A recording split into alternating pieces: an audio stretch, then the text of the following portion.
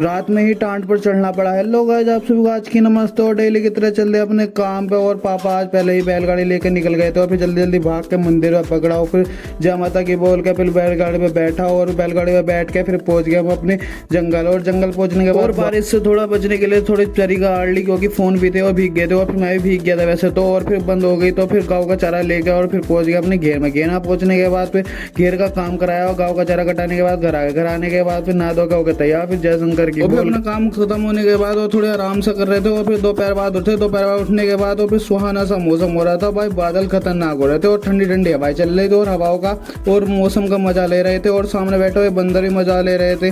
और फिर बैठे हुए देखा और फिर बारिश आ गई और बारिश आने के बाद और फिर थोड़ी देर हम बैठे घर। और घर बैठने के बाद फिर बारिश बंद हो गई और फिर मैं चला गया दोस्तों के पास। दोस्तों के पास पहुंचने के बाद दोस्तों के साथ फिर गाड़ी में घूमा और दोस्तों के साथ गाड़ी पे घूमने के बाद फिर आ गया घर। घर आने के बाद घर वालों ने चढ़ा दिया टांड पे कि यहाँ से उतार दे चीनी। और फिर मैं सीढ़ी चढ़ गया और सीढ़ी से चढ़ने के बाद चीनी उतारी। चीनी उतारने के बाद फिर हम मिलेंगे, आपको नहीं बुलाऊंगा। जय श्री राम, बाय बाय।